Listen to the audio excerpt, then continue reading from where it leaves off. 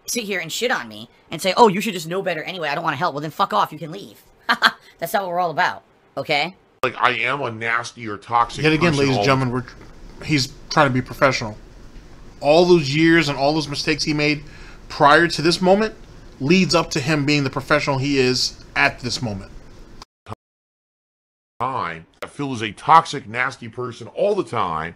There's no actual positive value in anything he does. No, VG stuff, we're not playing Jackbox games for the millionth fucking time. I've explained why. It's been over 4 years since I played one, and we're not playing another one. Well, actually, it's been over 3 years, about 3.5 years. And there's good reason why, and you know why. And I know why you want the Jackbox games, because you want people insulting my family so you can go fuck yourself. I'm not doing that. I've only explained it a million times. Being a fucking asshole.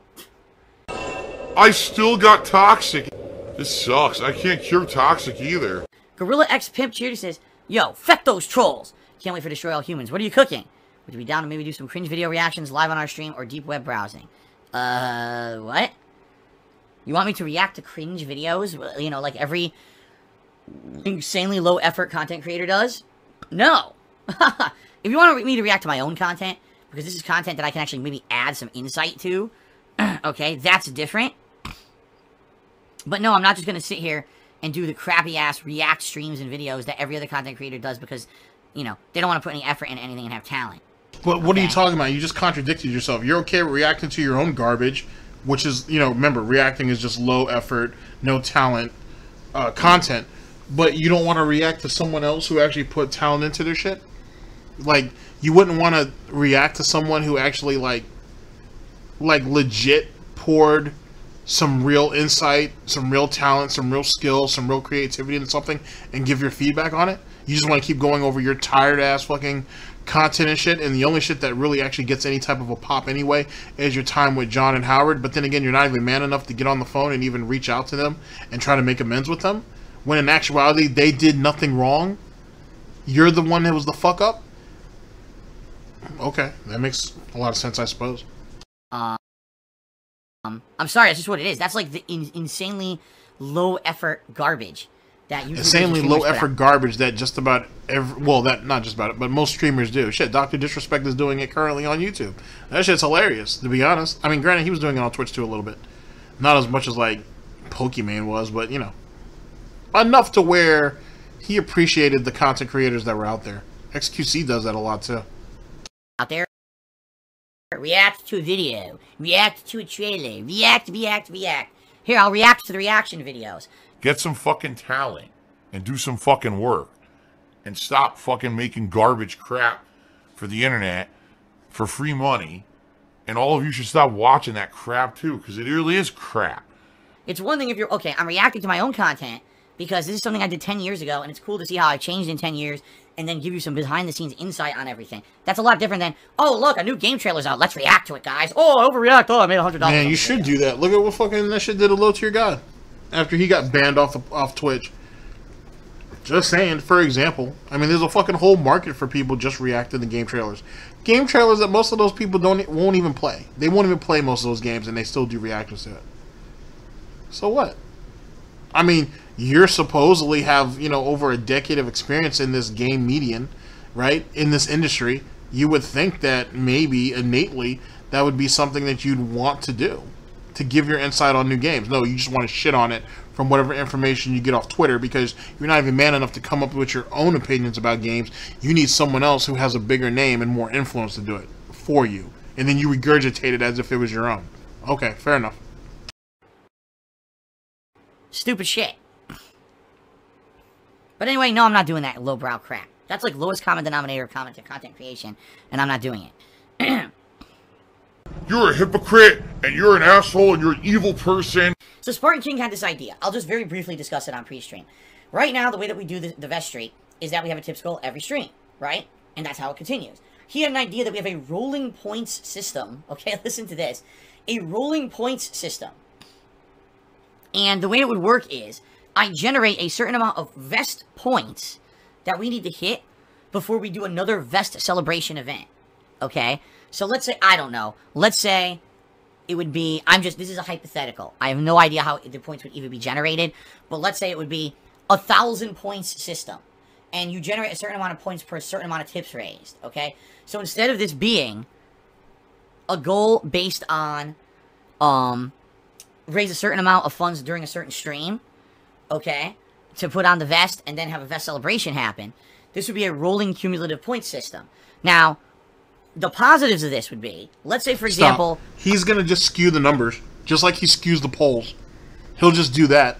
Because if you're going to give him that much control, let's say that it's as something he said recently about reviewers for games and whatnot, that how you would have to put them on the honor system, and he don't trust nobody, I'm going to do the same thing with him. To accomplish this vest point system bullshit or whatever, you would have to say, let's make it easy. For every dollar that he raises, that would be 10 vest points. Let's go with that. And then let's say he needs 20,000 vest points to do a vest celebration.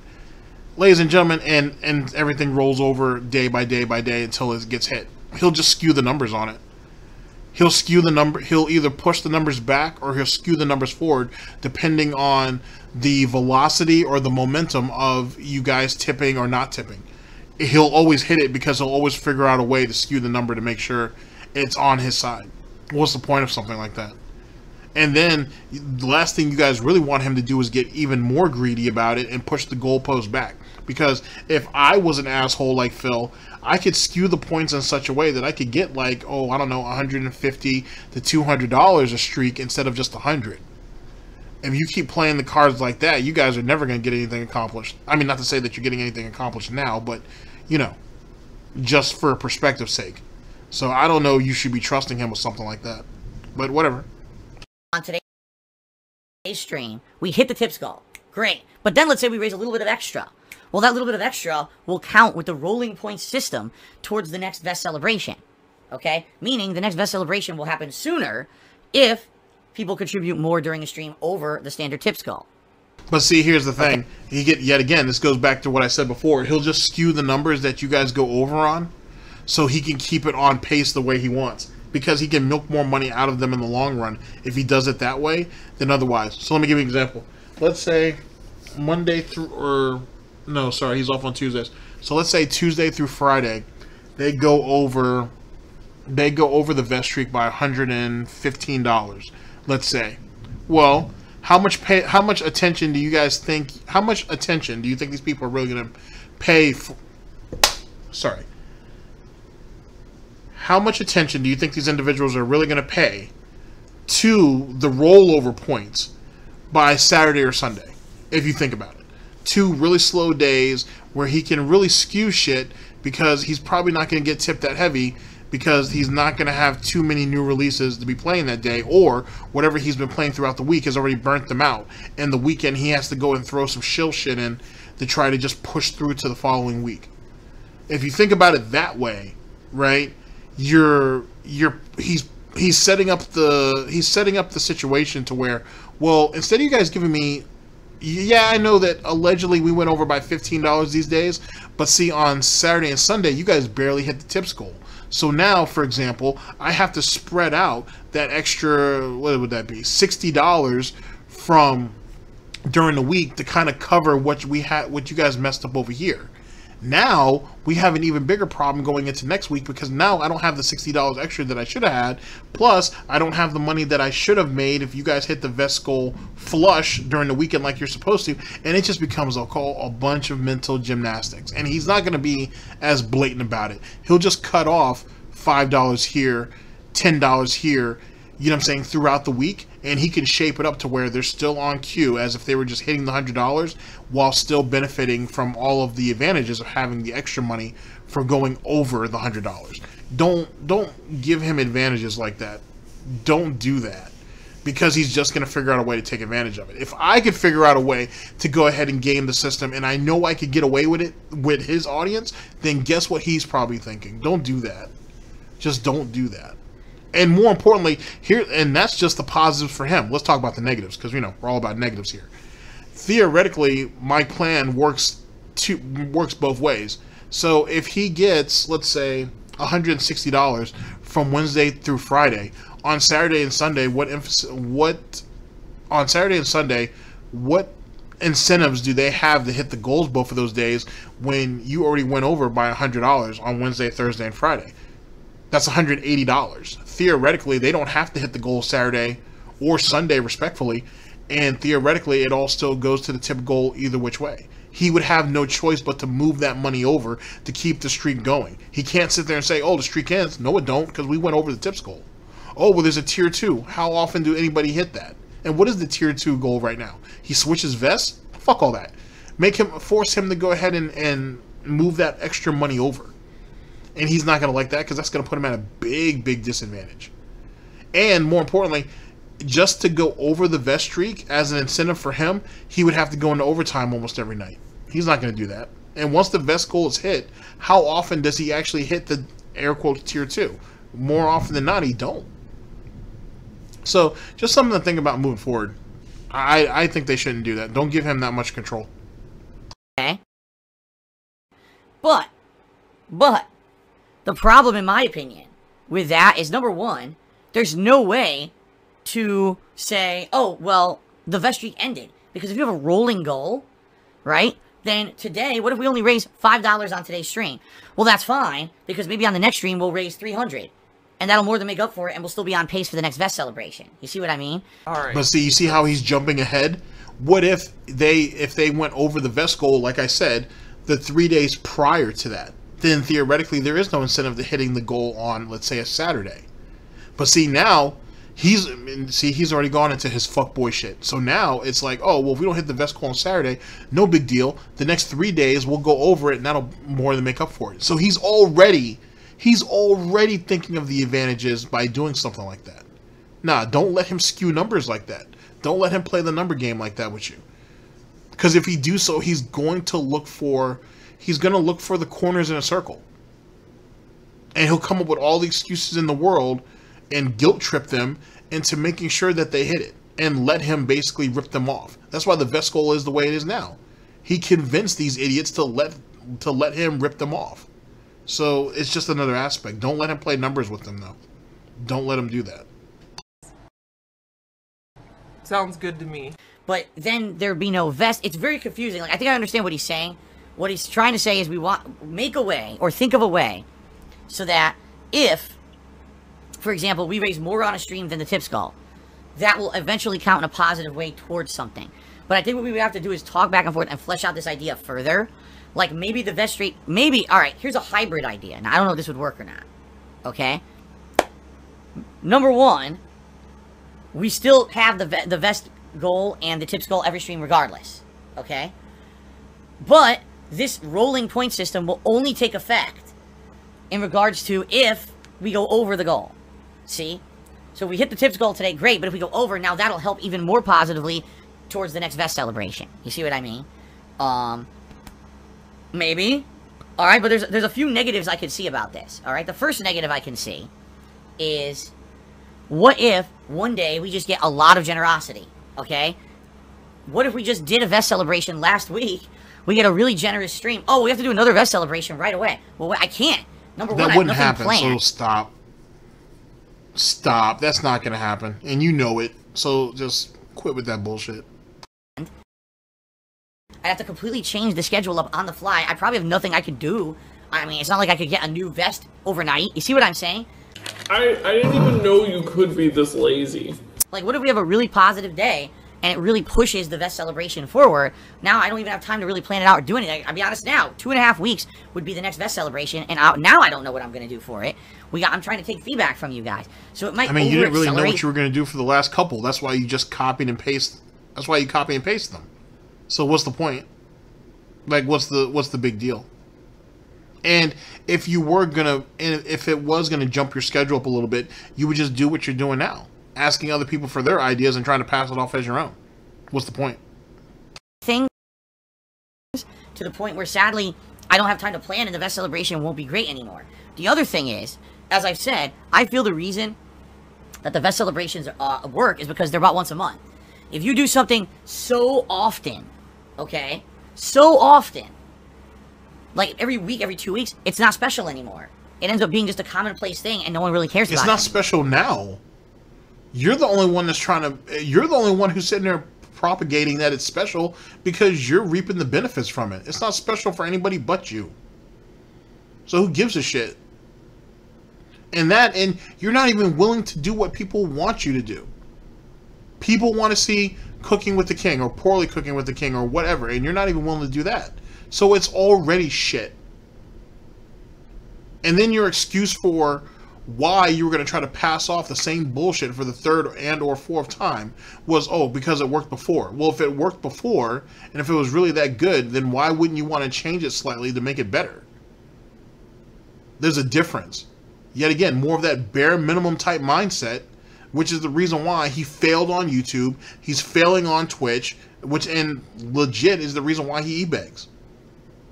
Because he's too lazy and too stupid to do anything else.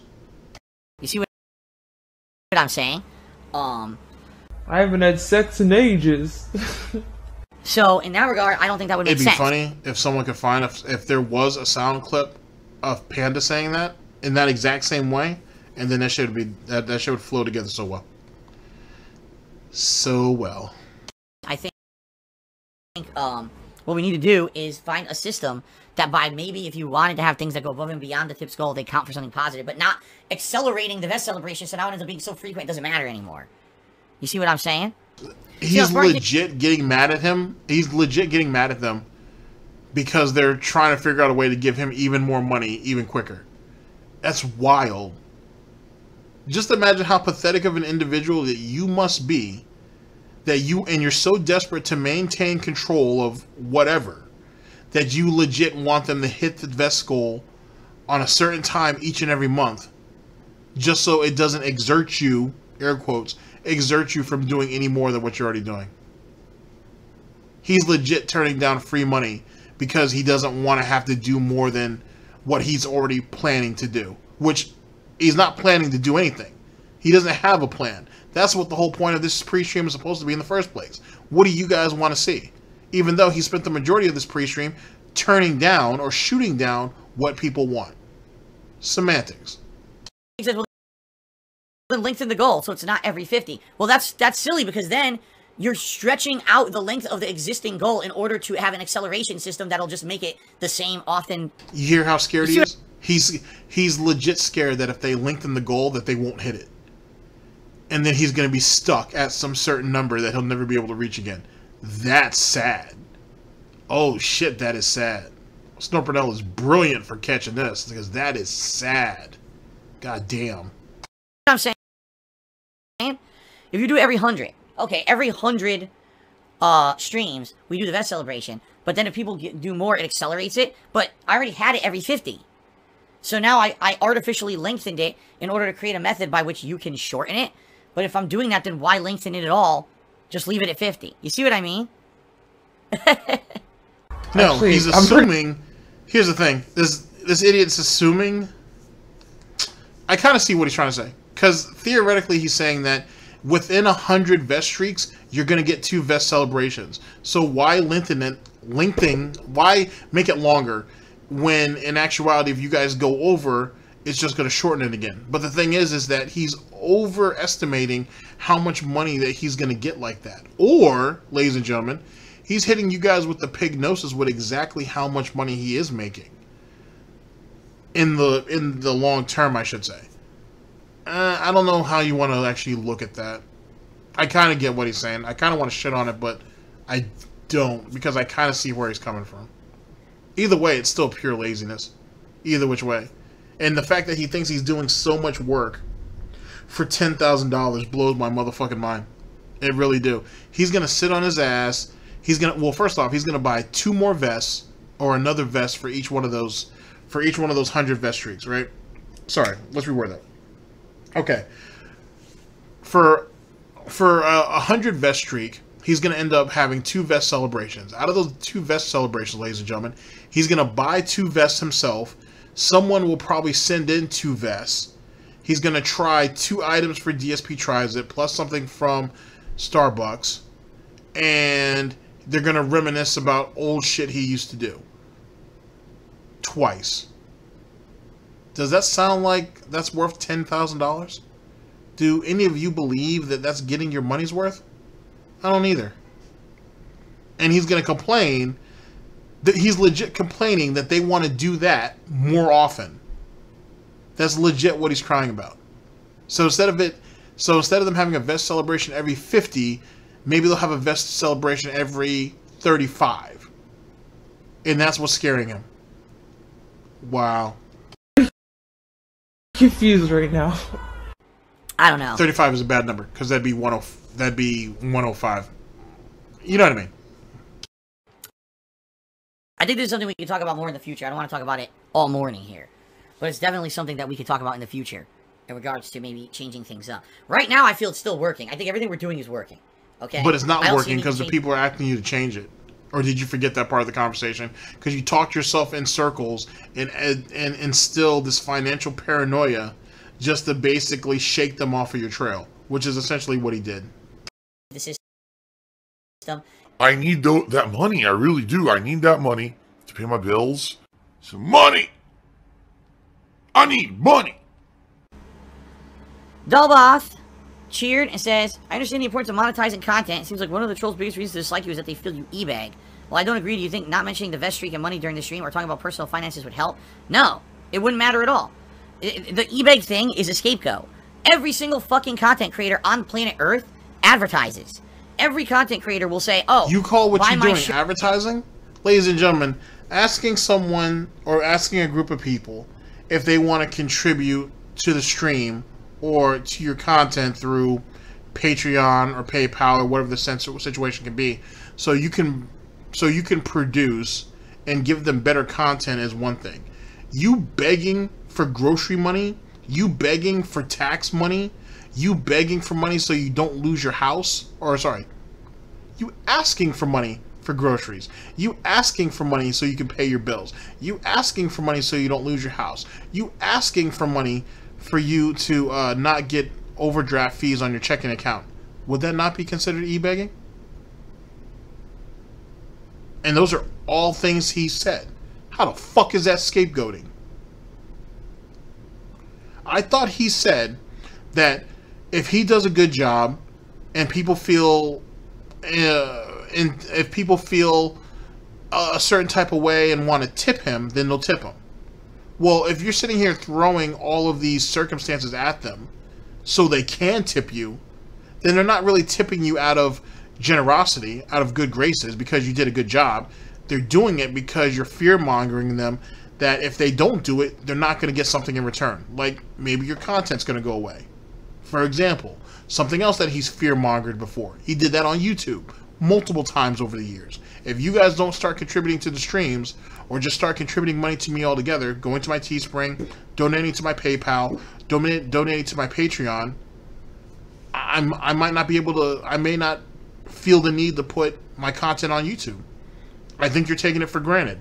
Has Phil not done that? He's done that a couple of times. How is that not e-begging? How is that a scapegoating? Or scapegoating, sorry. Sure. Oh, please consider cheering, subbing, tipping. Please subscribe to the channel. Smash that sub button. How many people say smash that sub button? Please like my video. That's all advertisement. And every single person, oh, that's e-begging. You know?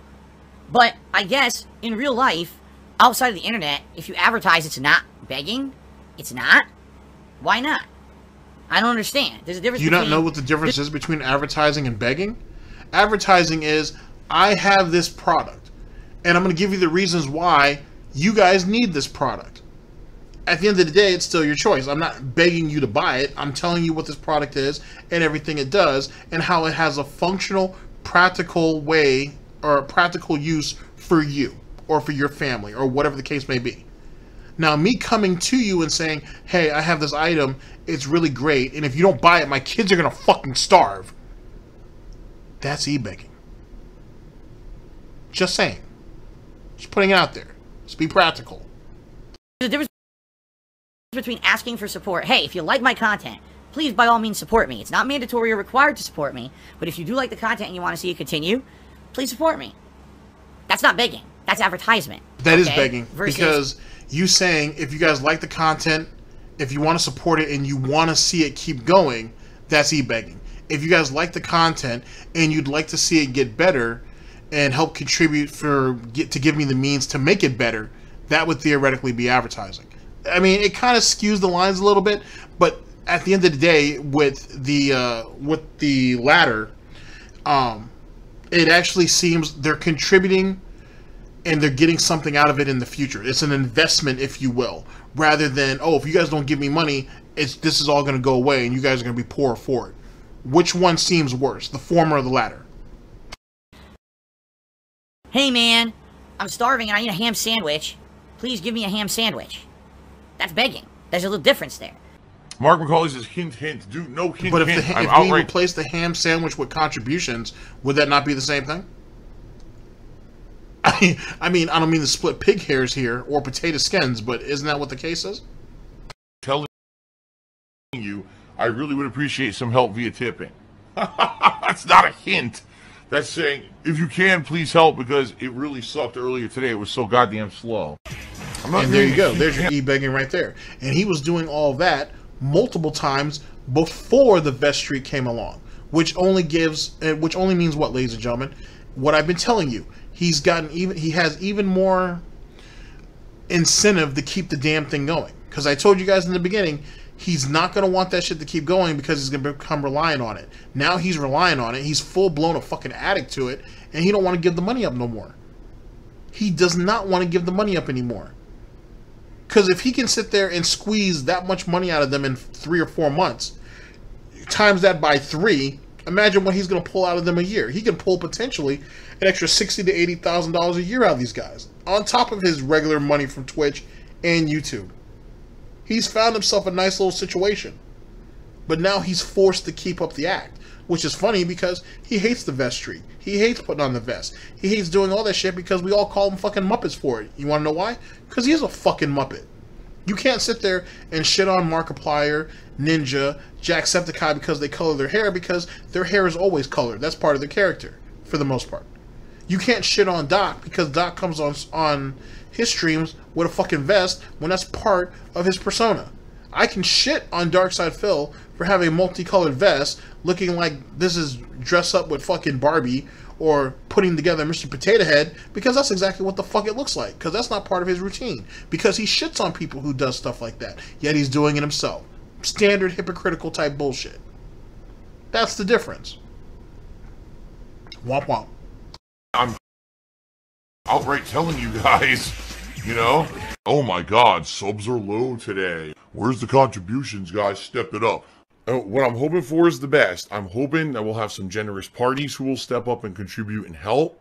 But the reason... And get ready to hear that this Christmas too, or this holiday season, because he's been good for that the last few years. Granted, he does that every year, whether it's views or money directly. E-begging is because it's the toxic nature of idiots on the internet who want to spin anything into a negative way for their own purposes. If you want to sit here and you want to pretend like you're holier than thou, I'm better than those content creators, man. Because I have a job where I work 9 to 5 and I bust my ass at my job and I earn a paycheck, man. And then I come home, see? I'm not on the internet begging for money all day, man. See, I'm better than them, man. No. What? You're not making an argument. All you're doing is cementing what you do is e-begging. What the fuck point was that? Like, and the thing is, though, too, is he doesn't have a hoof to stand on, because what does he do with his money? Oh, man, this laptop and mouse are fucking shit, and they keep dying on me. Oh, well, you just made 20 grand. Why don't you go ahead and buy a new one? I don't have the extra money for it. All right, fair enough. Oh, man, this laptop is garbage, man. Laptop is fucking horrible. Keeps dying on me. It keeps freezing and shit. Well, you just made $20,000. Why don't you buy yourself a new laptop? I can't afford it, you fucking idiot. Okay, no problem. All right, then, whatever. Oh, man, I wish I could get a better desktop, you know, so I could actually run an actual game and record and stream at 1080p 60 frames per second, or even go to 4K. Oh, well, you just made 20 grand. Why don't you go ahead and use some of that money to go and do it? Because I don't have the money, you fucking idiot. I already spent it. That doesn't sound like e-begging to you?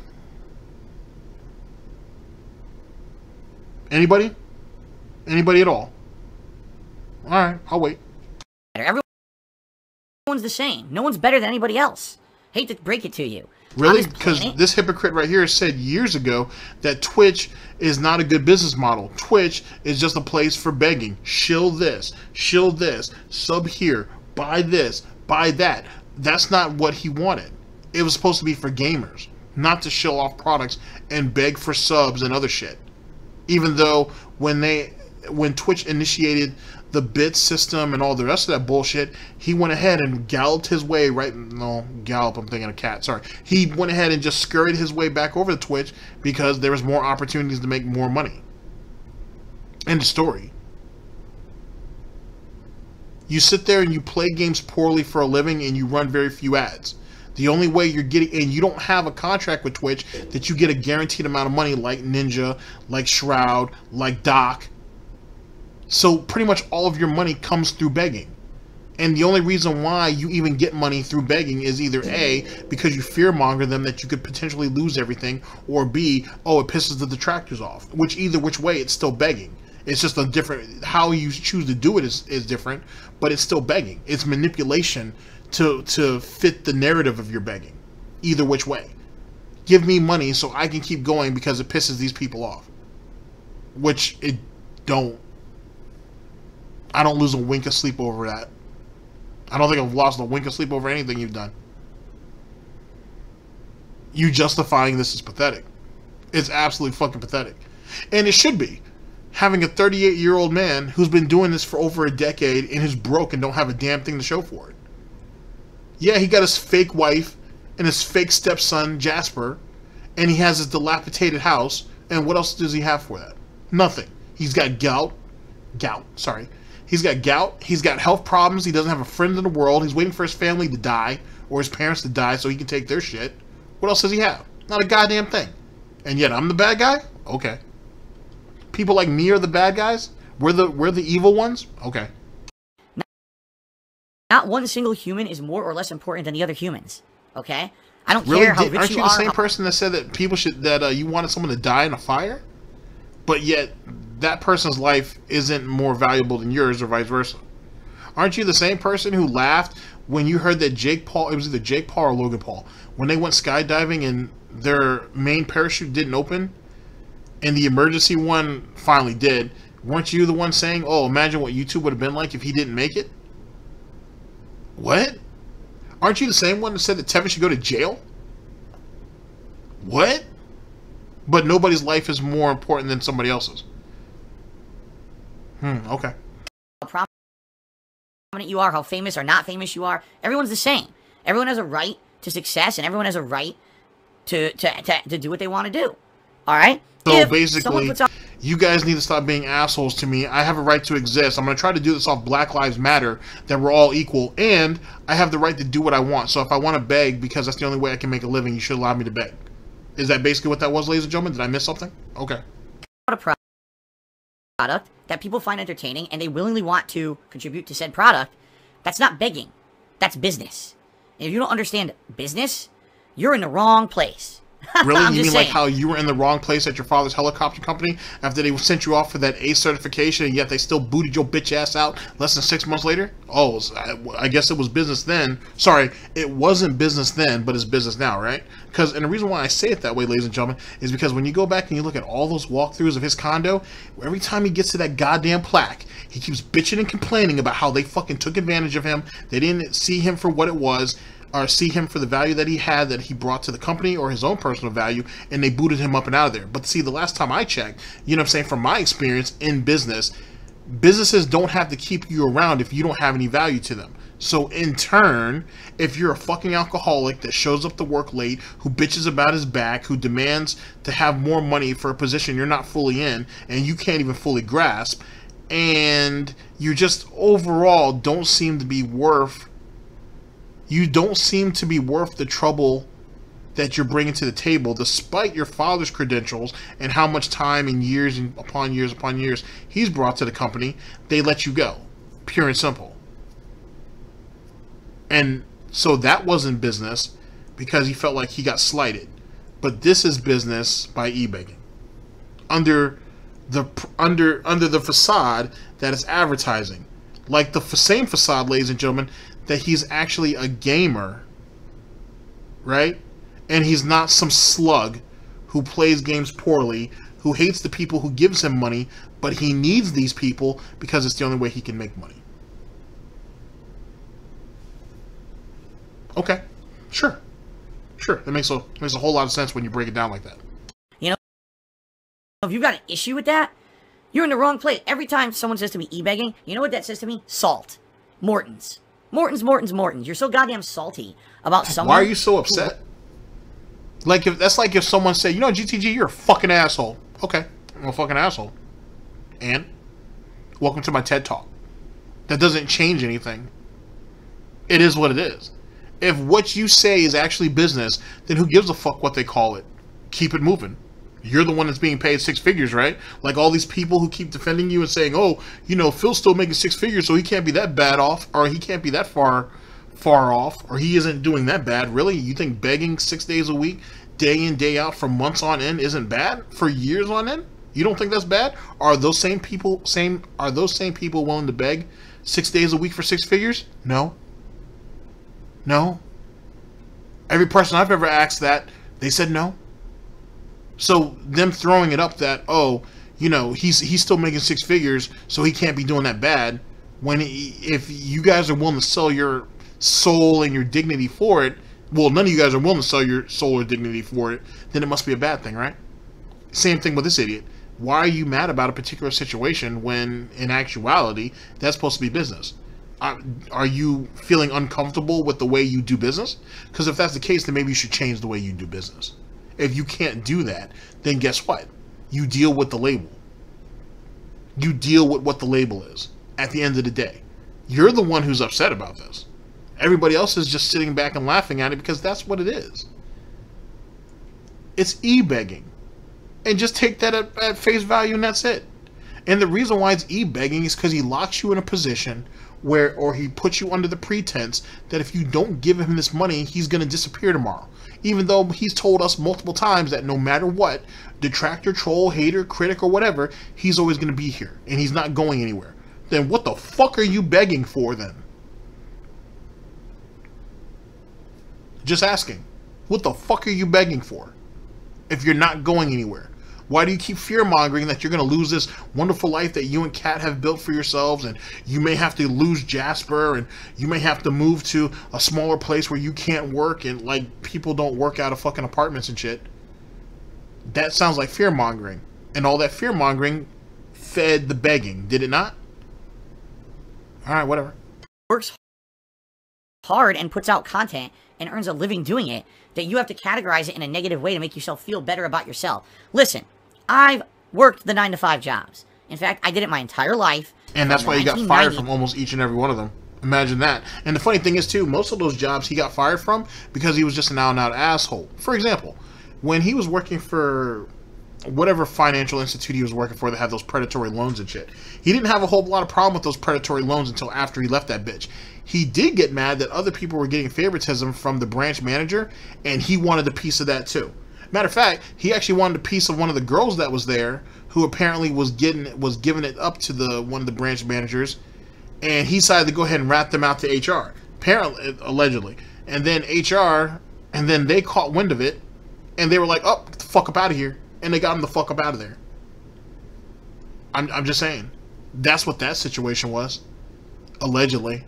So with that being said, the fuck are you crying about?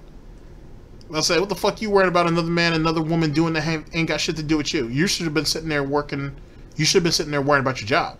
Nah, you worried about some other puh that some other dude's getting, and got your ass fired because you were a fucking dumbass. Imagine that. Before I was even legally old enough to work, I was working. I was getting paid under the table. I had a job, and I held the job down all the way through 2010 when I was laid off. So you're talking, yeah, you know, about 15 straight plus years of my life where I had that kind of 9-to-5 job mentality, and I worked my ass off. You had that 9-to-5 job mentality, and yet you were broke. Because when he started YouTube, he was broke, pretty much. The only thing he had was a severance package and what mommy and daddy were giving him. That was it. He had little to no money in the bank because that condo that he got cucked into, by the way, was fucking beating his ass with the amount of money that it was costing him. On top of all the other potential overspending he was using to make himself look big, trying to big up himself on his YouTube channel. So, for 15 years, this motherfucker worked and didn't have a goddamn dime in the bank. Not a damn dime in the bank. I mean, mommy and daddy did, so I guess you could say that was his money. But he didn't have shit to show for it. And the only reason why he walked away with that severance package is probably because Dad went ahead and negotiated that for him. Well, in truth, that's probably what the company provided him. And, oh, he also had a 401k too. I forgot about that. He had a 401k that he cashed out too. Which is amazing. I mean, even if it was only $4,000 or $5,000, the fact that he cashed that out is rather amazing in itself too. All that to do YouTube, by the way, ladies and gentlemen. He lost that job, not only because he was an asshole at that job, but also because he was fucking up and showing up drunk and hungover. I'm sure. And then he was still leeching off of mommy and daddy. Then he had a severance package until that shit ran out. And then he had his 401k that he cashed in. And he wants to talk to you about a 9-to-5 grind. And too many people that I know who cash out their 401k unless they really, really need to. Other than that, they transfer that shit over when they leave jobs. Oh well, I guess that's a different type of business. Underappreciated, mistreated, and it sucks. It's a grind, isn't it? It's a really shitty grind. Having to work that kind of job where you don't feel like you're appreciated and you bust your ass and you're not really getting your due. I've been there. I've done that. I hear you. I completely empathize with those in that situation because I've been in it. And yes, Doing a 9-to-5 would be easy. Honest pay for honest work. Fuck you. I don't do honest work, asshole. Only suckers do. Only sucker works a 9-to-5 job. admittedly, when you hear there's someone on And the the internet who gets irony to of play that is, ladies and gentlemen, is that he took a dream hobby that was making him money and forcefully turned it into a 9-to-5 job, and now he's failing at it. Now it's not even a 9-to-5 job anymore because the 9-to-5 is begging. Remember, the gaming is just a backdrop. The 9-to-5 is actually begging. Amazing how someone fucked all that up. In the early heydays where it was all about making money and establishing yourself in the long term, Phil Burnell, DSP, Darkside Phil, Dark Geppetto wasn't smart enough to look into the future or to look towards the future to try to cement himself. Now he's a fucking laughingstock, a fucking joke, right? To where people like me can clown the fuck out of him, right? And with little to any recourse. Because there are very few people who are going to disagree. And even the ones who disagree still have to agree with some of some of the points that are made, whether by myself or anybody else. Because being labeled as a DSP supporter isn't exactly a great thing. Like anybody's accusing anybody of being a DSP supporter outside of the wheelchair symbols, which is hilarious in its own right. So he not only toxified and fucked up any chance of a real future doing this shit outside of begging, but he fucks over the very people who try to support him. He toxified other people. Imagine you being so goddamn radioactive that you can pollute other people. Ask Pops Colo. He'll tell you. Video games all day long and make a living doing it? Man, that sucks. I want to do that. Why the fuck can't I do that? That's bullshit. Listen, I've said a million times, I was in the right place at the right time. That's why I'm successful. It's not because what I do is groundbreaking or revolutionary. Maybe at the time that I started it was, but I was in the right place at the right time. How was that the case when there were other people doing what you were doing when you started? They just weren't belligerent assholes like you. And taking Howard Stern jokes and trying to pass it off as their own. Because Howard Stern, or none of Howard Stern's content, per se, was even on the platform at the time. Speaking of which, that's an excellent point. That's an excellent point. This idiot right here legit stole other people's jokes and tried to pass it off as his own. It has the nerve to sit there and say, I was the realest guy on YouTube. I was completely and totally honest, when he sat there and listened to Howard Stern in his car all day and was like, I bet you I could take that joke and use it and no one's going to know about it because I fucking make content for little fucking kids and they wouldn't be listening to that content anyway. And so he did. And then when he got in trouble for it, with Blip.tv, by the way, Defiant Sniff, he blamed it all on Howard Stern. Oh, it was Howard Stern's fault. It was Howard Stern's fault that I did all those Nazi jokes and shit. But he's Jewish though, so that's okay. You know what I'm saying? So you guys really shouldn't be deplatforming me when all I was doing is emulating him. I mean, stealing his shit. Excuse me. Stealing.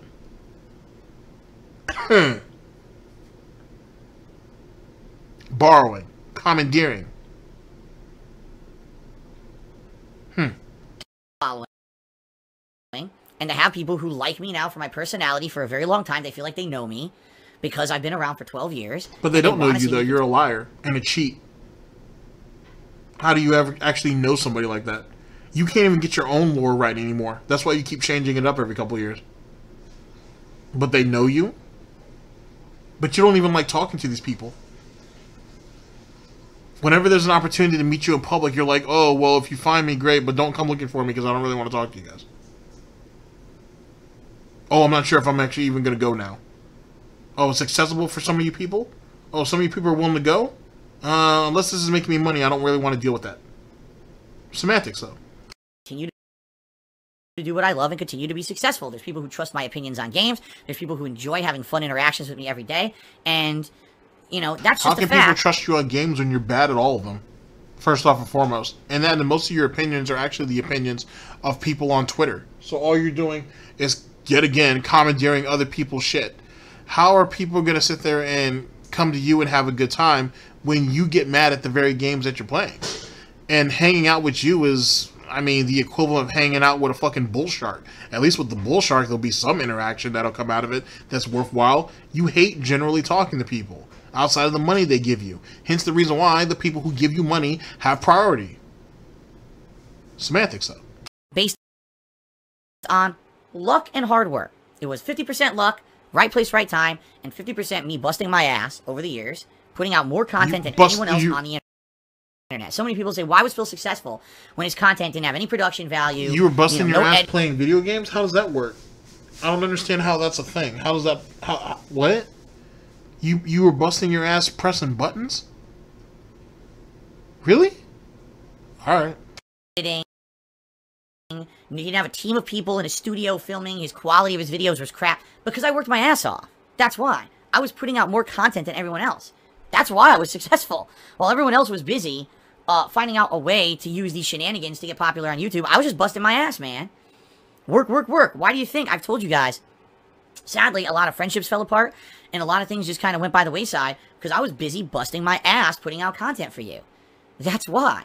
How you figure that was the case when you were basically, as Burnell basically is implying here, you were slaving your friends out for content. And how are you going to say doing all these shenanigans to get popular when you were manipulating not only he wasn't only manipulating the algorithm in the search engine back in the day, but when they had that whole category system where, not category system, when they had that system where the #1 ranked, channel in comedy, or the #1 ranked video in, #1 guru, or whatever. He was manipulating all that too. He was putting himself into categories that his content shouldn't have been in, because gaming wasn't looked at gaming wasn't looked at as a category yet, as a thing to be measured. So he was legit just throwing shit out there in every category so he could inflate his viewership, his numbers, and his exposure. That's cheating. That's legit cheating. The same type of cheating that he accused other people later on when they got big, even though they did it right. For example, Toby Turner and iJustine, he blamed them for coming into the gaming sphere on YouTube because and basically soaking up all the views, and only did it for money because they already had large fan bases and or viewership from their vlogging. But this idiot right here was making money vlogging from his vlogging channel, and then tried to have all those people come over to gaming later on, and he was playing that back and forth until he could finally monetize his gaming channel. He essentially did what they did, it's just they were far more successful than he was. That's why his vlogging channel never eclipsed his gaming channel, even though his vlogging channel was where he was making all his money off of, because he couldn't monetize his gaming content yet. So if those people were cheaters, or if those people were trying to game the system, then he did the same goddamn thing. People will make fun of that too. Oh, see, Phil doesn't have any real life friends or anything else. When do I have time? I work my ass off, man. Who the fuck says they don't have time for friends, dude?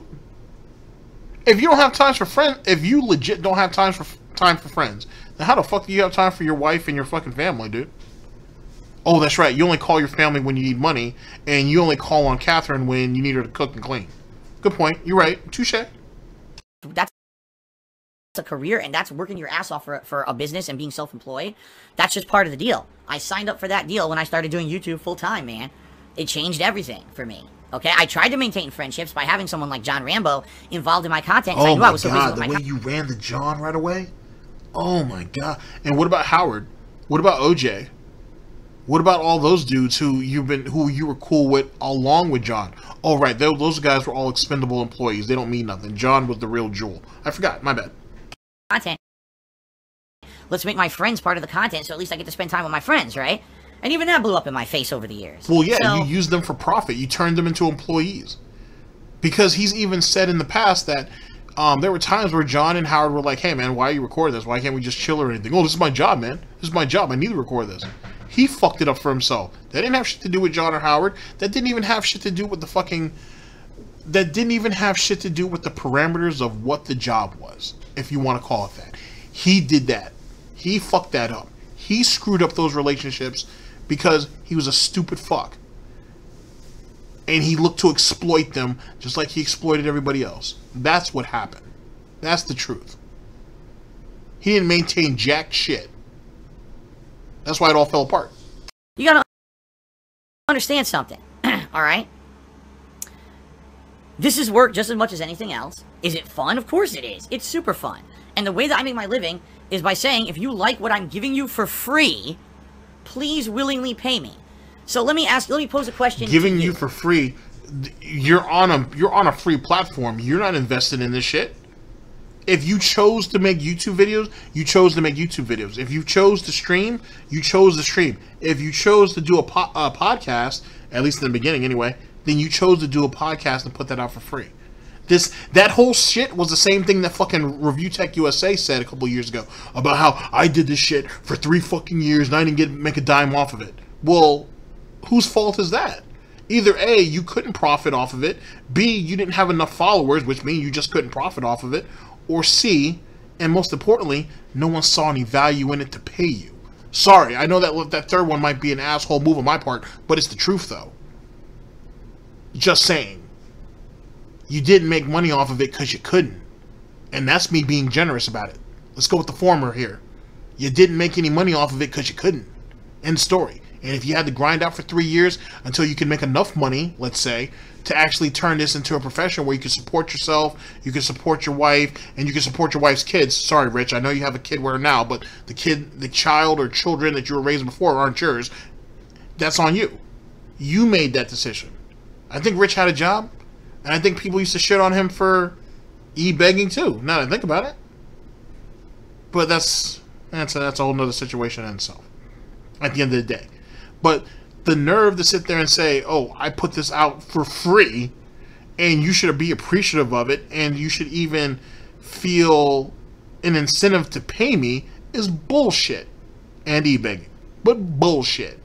Because if he don't want to do it, then he don't have to. Excuse me. He can stop. He can go and get a job bagging groceries or pumping gas. I mean, that's all he can really do. Oh, that's right. I'm sorry. He's got a business degree. That's like 11, 12 years old. Oh, that's right. So I guess he could go into the business field. It's not like you have a business degree and you didn't actually keep up with your field. Oh, that's right. He's been playing games poorly for like 12 years. So he don't know shit about what the business field is and how far it's advanced and how far he's outdated. Oh man, that's almost like that piece of shit fucking degree he has isn't worth jack, just like his ACE certification. Dilemma, dilemma, dilemma. So what does he do then? Oh, well, he gets a job entry level and works his way up and has to go out and further his education, or he pumps gas or bags groceries. He might be able to be department manager somewhere. Maybe. No one's forcing him to do this. No one's forcing anybody to do this. Whether you're profiting from it or you're doing it just because. Bless you. No one's demanding. There's no major demand for you to keep doing this. He chose to do this. He chose to be put in bad positions because of the actions of his past. And he's got a deal. If you don't like it, you can fuck off. If this is all he can do, guess what? He's going to deal with it. Alright, to everyone out there who is very skeptical of people like me who do content creation for a living.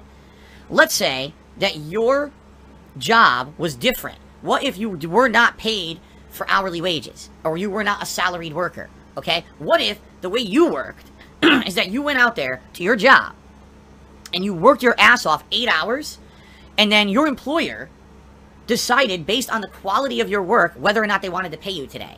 So you're a construction worker and you put up a whole fucking brick wall today and you busted your ass to do it.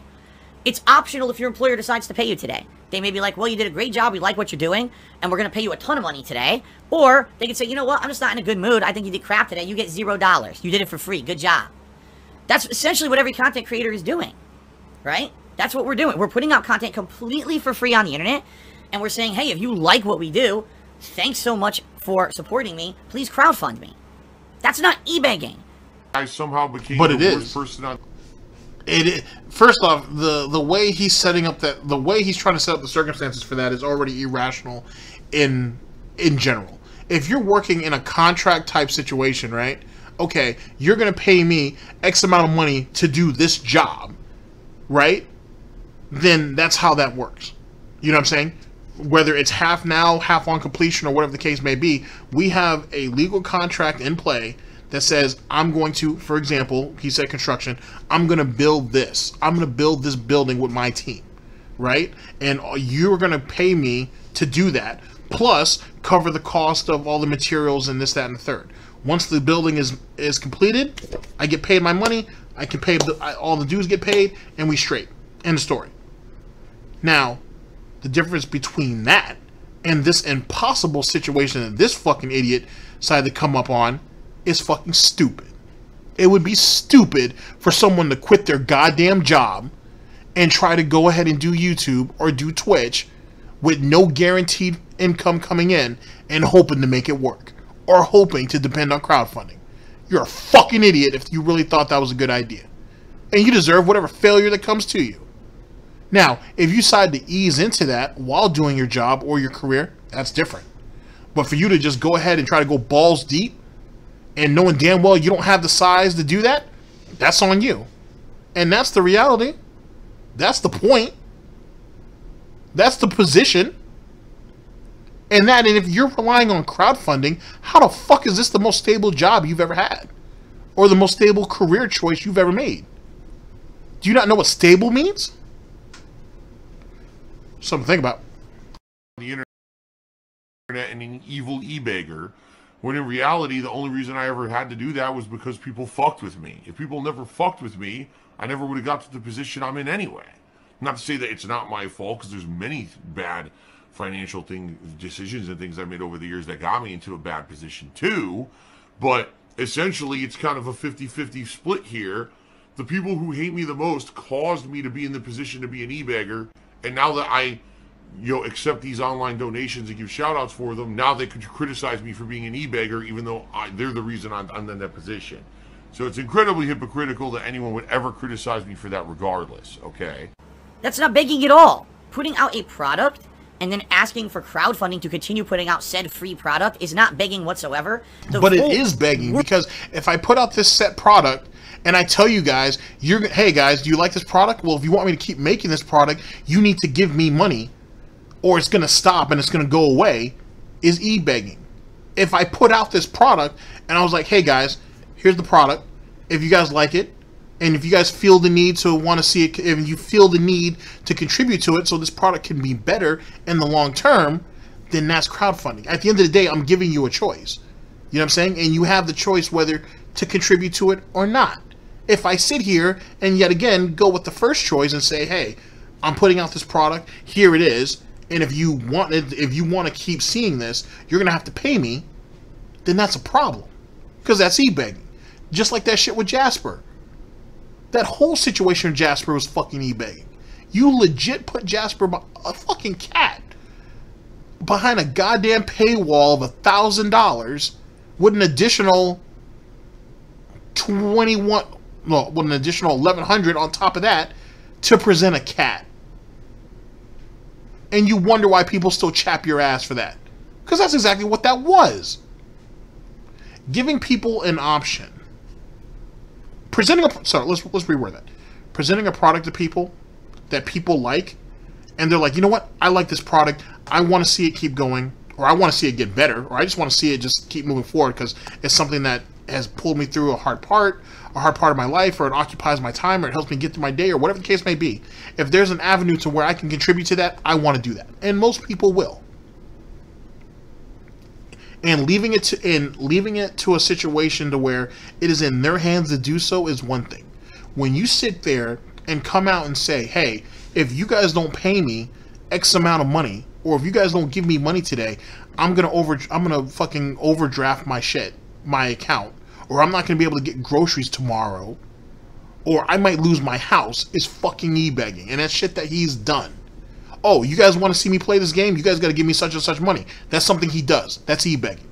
Oh, you guys want to see this celebration go up? Oh, you guys got to hit the vest goal, or you guys got to hit the tip goal. If not, we can't have it. That right there is e-begging.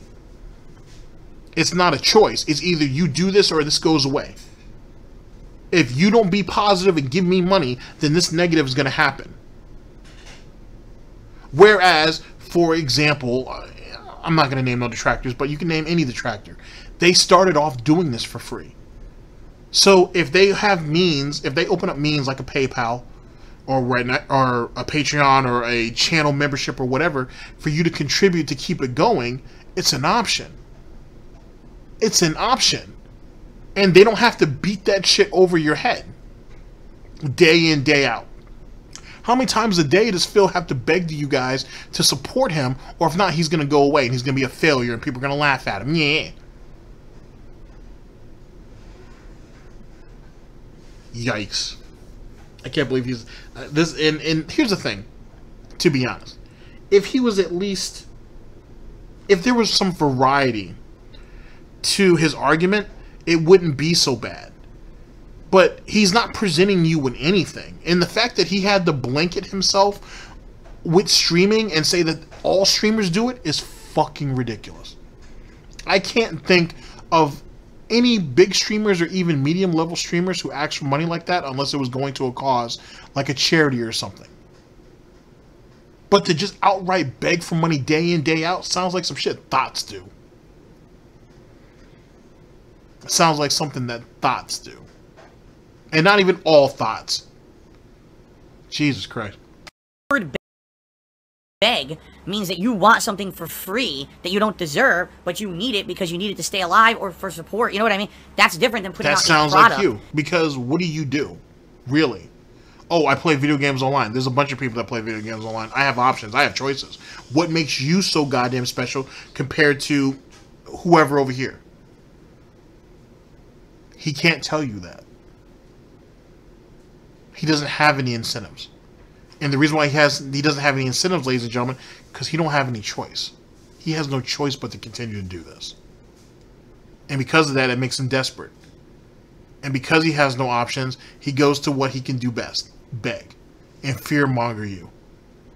And try to twist his pathetic situation in such a way that it's somebody else's fault. Even the mistakes that he admits to in air quotes is still somebody else's fault because they put him in a bad situation. What this ass clown don't tell you is since like 2012, 2013, his viewership's been in a decline.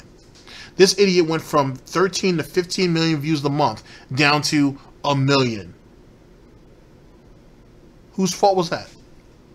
Really, whose fault was that? And he's been steeping, and he's been in a steady decline for years. Before detractors came up. You go back and watch some of those old Tevin videos, which I recommend that you guys do so. You can hear Tevin say that since Phil was able to make money on YouTube through his gaming channel, he was begging people for views. I've told you, because I've seen it, I've made a video on it, since 2009, he was soliciting donations to his PayPal. Not Patreon, because Patreon wasn't a thing yet. Through his PayPal. And people were sending him big donations behind the scenes. He's been doing that since 2009. He's been begging. He's been begging. And since he's been taking donations behind the scenes since 2009, you're telling me in his glory years on YouTube, he still wasn't accepting donations? And most of you be like, well, why would he? He's making 6 figures. What would he have to beg for? Well, he's begging for views, weren't he? And if he's begging for views because this is his job and this is how he makes a living, don't you think some people would be like, well, shit, shit, Phil, I know that you're not getting all the views on that one playthrough, but it's a great playthrough. I'll send you some money. It's still at darksidephil@hotmail.com, right? All right, I'll send you some money, man. Try to help you out, until the views pick back up. There are comments out there that you can find that says that, or alludes to something along those lines. And that's when he was making big money. And you still want to say that's not e-begging? And saying, hey, if you like the product, crowdfund. So every single person that says e-beg in regards to a content creator is a salty motherfucker who's jealous of what they're doing and should look in the mirror and say, damn, maybe I should stop focusing on the success of others and focus on me being successful, because then I wouldn't be so salty about other success to begin with, because I'd actually be having something positive to work on rather than something negative, which is the whole mentality of the internet. When you're so mad about it's negative to call you an e-beggar, but I think it's funny, though. I legit think it's funny, which is the reason why I do it. Can I not have an opinion of you? Oh, that's right, I can't have an opinion of you. But you can have an opinion of other people. And so I can call you an e-beggar and say that you should be laughed at, but Tevin should go to jail because he's a thief. And he's black. And he's a thief. Right? Because he makes money off of your content. And theoretically, all the money that Tevin, Dark Dave Mirrors, if Dark Dave Mirrors has actually made any money, though, I don't know. But let's say he has, because, I like to think so, for his efforts. And LSB, right? All the money that all of those 3 have ever made should have gone to you, and it would have gone to you if they weren't restreaming. The funny thing about that is, and this is something that some people don't actually take into consideration, is that outside of most of those same people being refugees, hence the reason why they're over there with those 3 guys anyway, is also the fact that if they wanted to give you money, why didn't they do it? Why would they feel to tip these guys instead of tipping you if they really like your content? That's funny. And since all of those guys have some type of additional element to what they do, and people like to interact with it, and they actually can speak their mind, right? They can actually be free-flowing with their opinions. Is that not worth paying for? Theoretically, you shouldn't have to pay for your First Amendment right of freedom of speech. But, if you're stuck in a situation with this ass clown, and you could throw a buck or two at Tevin or any one of those 3 fellas, and have something funny that's being said on stream that makes other people laugh, doesn't that work for the greater good of what would be that community? Oh, that's right. They don't actually run a community over there with on Phil's Twitch. I forgot that. You know what I'm saying? I forgot about that Gestapo chat and shit. I forgot about that. I forgot all about it. That's why anybody who is over... that's why anybody who goes over to any of those detractor restreamers and whatnot, you have people watching you. That's right, I forgot you guys like doing that. You guys have this fetish of watching other people giving other streamers money, and then you guys report that back to Phil. Weird fetish, but whatever you guys are into. I forgot about that. You're right. It slipped my mind for a minute. But it's being salty, calling somebody out for begging all day, when in actuality they didn't have to. If they actually tried to make good content, they'd have been fine. Maybe if they tried to be a decent human being, they wouldn't have it so bad. Maybe, just maybe, if they weren't a fucking dickhead for over a decade, and maybe if they made the right business moves like other people did on that platform and proved that it was successful, they wouldn't have the issues that they have now. But people like me, though, are salty, though. Salty. Yet, he's the one who's falling apart day in, day out. He's the one who's saying that you guys have to give me money so these haters can continue to hate on me so you guys can continue to give me money. That's almost like a vicious circle, though, ain't it? I might be overthinking that. All you do is focus on bringing that person down instead of focusing on your own success. And how productive is that? The answer is it's not. It's a complete waste of your time and efforts. But that's the entire But I don't have to bring notion. you down. You're already down. So what work do myself or anybody else have to do? Like, I sit there and I laugh and I carve you up for other people. theoretically, I put more effort into this shit than you do. But I enjoy. But the difference is, amongst other things, is I enjoy what I do. What the fuck? So you're gonna be mad at me because I clown you and I enjoy clowning you? I mean, if you're so goddamn successful and you have so much talent, prove me wrong. But you can't do that. Just like how you can't please your wife. That's the reason why we never see her. To be honest. So how the fuck are you gonna get mad at me? That doesn't make sense. And you trying to use this pathetic reverse psychology and shit to keep the wheelchair symbols in line is even worse. It's fucking horrible that you would sit there and treat disabled people like this. You don't see a problem with that? You don't see a problem going ahead and building your air quote success on the wheelchairs of other people who really can't think for themselves or who feel some type of kinship with you in some way, shape, or form because I guess they can sense the wheelchair symbol in you? So they feel some camaraderie with you? You don't feel bad for manipulating them and taking advantage of their disposition to further your position? But you want to call me wrong? Okay. Behind trolling, and that's why trolling is stupid. Okay. That's funny, because didn't you troll a whole website because a group of West Coast players, or just the West Coast in general, thought that they were better, or they thought they were just really good players, and they were, and you had to come up with a whole site to troll them because you weren't good enough to beat them? And isn't some of that same shit, as well as other things that accumulated, that ended up running you up and out of that community? Matter of fact, didn't you damn near go broke trying to chase an EVO win and still never got it? And only won some qualifiers? Or placed highly in some qualifiers? That's the nice little thing he likes to throw in there too, as a caveat. But that's why trolling is for losers. So you got one loser calling other people losers. Okay. Dollbot cheered. He said, I 100% agree with you. Other content creators do the same exact thing, but for some reason trolls pick on you specifically. What I was suggesting is to pacify them. Maybe you shouldn't mention it as much. It's unfair, but at least it would weaken their argument. I don't give a fuck about what he they needs say. us. He can't. He needs us. Because if he doesn't have, if there isn't an enemy, if there isn't a boogeyman in shadows, if there isn't a black man that can potentially hurt him, then how's he going to get you guys to give him more money? You need a villain. You need a criminal. You need a thief. You need someone who's so jealous of him and his success, despite the fact that he doesn't have success, hence the reason why he relies on crowdfunding over anything else. Whatever. I don't care about their argument. Their arguments are completely invalid the second that their salty asses come on the internet and fucking expose themselves for just being jealous shitheads. Nothing they say is valid.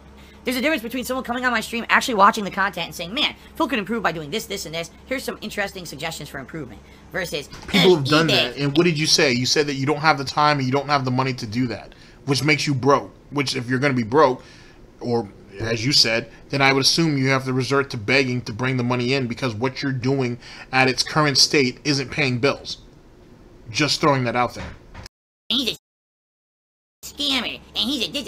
It just sounds like a little fucking whiny bitch, and that's all they are. I don't care about their fucking opinions because their opinions are invalid because they have no rational thought behind them. It's just exudes monstrous amounts of jealousy, toxicity, and negativity, and I don't give two fucks about them. Whatever puts one hoof in front of the other, but this whole segment, though, which is based on e-begging, is based on the very people who you don't give a fuck about their opinions and what they say about you. Just to keep that in mind. Just to keep all that in perspective. What? Because my viewers bring it up. You notice I usually don't bring it up unless someone else is talking about it. So, you know, no, I'm not going to change myself. So you can't be a mature down. adult and just avoid it like you do with any other troll question that comes your way? Oh no, because you apparently your ass is chapped and whatnot, and you needed something to bitch about because you needed some type of propaganda to keep the money coming in. And the best way to do that is to blame all of these boogeymen out here for wanting, to see your downfall so people can give you more money so you can keep going. Wow. Afraid of the trolls. Fuck them. I need your help. $1 a month actually helps and adds up, alright? As little as $1 helps. helps, okay? I can't keep constantly, when stuff like this crap happens, I can't constantly have to keep coming back to you guys and saying, help. You know, the tips have been helping so much, really. The last 4 or 5 months, they've been keeping me alive, really, realistically. Ayúdame, por favor, es muy importante. Tipping is really the best way that you can help me out right now. I need your help. I still need your help. I'm going to need your guys' help. I really am. I'm going to need your support. I need it. The money helps me out tremendously. Just a reminder, guys, if you want to help me out, and please, you know, if you can today, please tip me. Like I said, yesterday tips were really, really light. And tomorrow, I'm actually going out earlier than usual this week. So any tips you know, today are going to directly help me, like, afford my groceries and stuff tomorrow. So please tip me if you can today, okay, guys? Tips were pretty slow today. Give me money so I can afford to go and get groceries so I can feed myself and my family. Y'all heard it. All the other examples of begging is already there, clear and crystal. But I wanted to focus on that shit because that's something that directly affects his life. Which means, ladies and gentlemen, by that implication, what he does for a living, for his business, as his job, as his 9 to 5, don't cut it. And so we need to beg as supplement, right? That is our MO. That is what we do. That is how he puts butter on his potatoes. Does he not? No pepper, by the way. Sounds like begging to me. Get up a little bit because that helps me out with my coming week. You know, my day out, I pay with stuff with tips. So hopefully things like that will pick up tomorrow. Remember, your contributions are mandatory and always will be mandatory. Wait, contributions Wait, what? Your contributions are mandatory. They'll always be mandatory. Brief pause for a good amount of time, long enough to cement that statement, and now all of a sudden we need to catch ourselves. But that's how he really feels, though. God bless SnortBucks. Not mandatory and never will be mandatory. Phil has indoctrinated children who send him money, blatantly milking for money. It's a money pit. It's gone. Indeed it is. Ladies and gentlemen, thank you very much for listening in. This has been a long one. Give me a second to clean up, and then I will give you guys final thoughts, and then I will let you guys go with your evening, or your day, or whenever it is during the week that you get a chance to watch all this. I'll see you guys just a second. Like that. In an instant, fucking gone. I just care about money. I just can't help it. I eBay. Contributions are mandatory, but I need your help. I am appealing directly to you. Nope.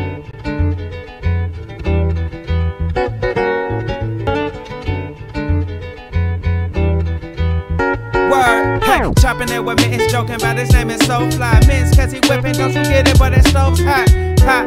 Now let this be a lesson, professor. He handling the hit in his possession. Ooh, what you cooking, Scalding hot beats, but blow up before it's cooking. Ooh, I know you're looking true. I'm out attacking with this beat, I'm a lady man. I'm really trying to date it out. What's the number trying to call out? What about my team? Wood, shout it, don't get logged out. Made by Bethesda, the only way we fall out. Morocco, you a mole. Find another hole to crawl out. Hey, I'm sick and swear with the my bad.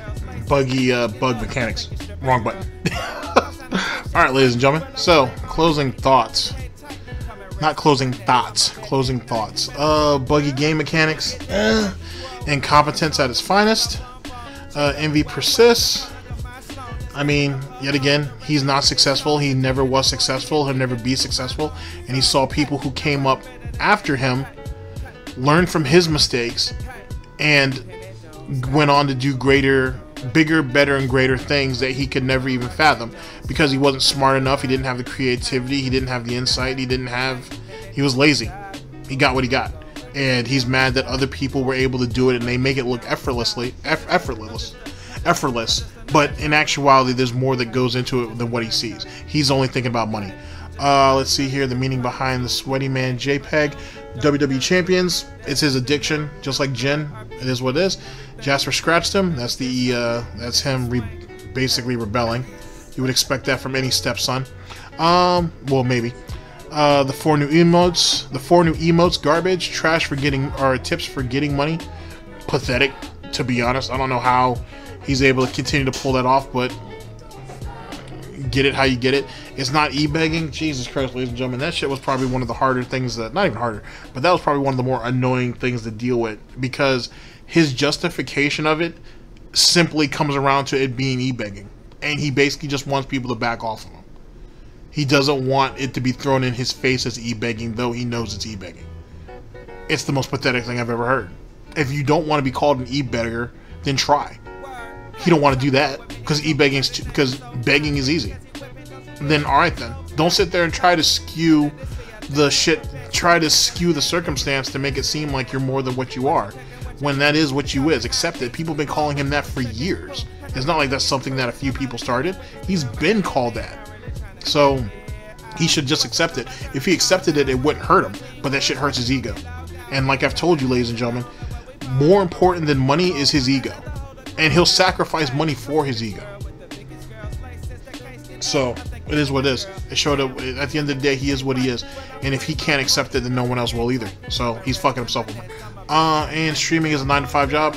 It's a joke, but for most people, the people who really legit try, you know what I'm saying, who are looking to really be entertaining individuals. But as I said, though, with streaming as a 9-to-5, you jumping into that and thinking that you're just going to have this crazy ass following and you're going to make a living off of it without a pre-existing following from somewhere else is a bit unrealistic in our current timeline. When this whole pandemic thing started, for example, the number of PCs being sold, streaming devices, or capture devices I should say, microphones, all kinds of shit jumped. It jumped damn near overnight. And the reason why that is because people had more time on their hands than they knew what they were going to do with. And they started either making content for YouTube, streaming on YouTube, streaming on Facebook, or streaming on Twitter. Or on Twitch, sorry. And if you go back and look at some of the charts that show the influx of, meaning the number of streamers streaming, it's right around that timeline. As well as the influx in viewership, because no one else has anything else to, because a lot of people don't have a lot to do, to be honest. So you're gonna basically go with the entertainment that's readily available to you at the end of the day. So yet again, I mean, it's not a deterrent. At the end of the day, you know, if you think you can do it, do it. Have an idea and be realistic about what your circumstances are going to be, and at the same time, having maybe you starting on YouTube, for example, streaming will probably be the better move than you just jumping over to Twitch right away. You know what I'm saying? You have to look at your practicalities. You know what I'm saying? If you knew better, you do better. So the more you know stepping into that situation, the better off you'll be in the long term. But just a point of advice. Ladies and gentlemen, thank you very much for listening in. I very much appreciate it. And I'll see you guys for the next one of these, whenever that may be. Hopefully sooner than later. Ladies and gentlemen, this is DSP News, always late, never breaking, unreliable coverage that you can't count on. Oh yes, a GTG network of productions. For the Snort Report and SnortBucks Coffee, I've been your host / anchor, GTG, and I'm signing off. Take care of yourselves, guys. End the broadcast. Whoa, wrong song, I'm thinking about bum bum. Check her, wow, the calling of my song, the snapping of her thong, the rapping of this song. So tell you this voice gifted, giving you my own. So, hey, now what's better than that? Hey, now what's better than that? Hey, and it don't stop. Coach Crew gon' rockin' it, don't stop. Coach Crew gon' rockin' it, don't stop. I'm just a nerd. Hey, and it don't stop. Coach Crew gon' rockin' it, don't stop. Coach Crew gon' rockin' it, don't stop. I'm just a nerd shouting. Hey, I'm just a nerd shouting. Hey, I'm just a nerd shouting. Street Fighter 2, that is my dude. Dark Cloud 2, that is the new. I like RPGs and everything. Metal Gear Solid, man, that's my swing. Hey.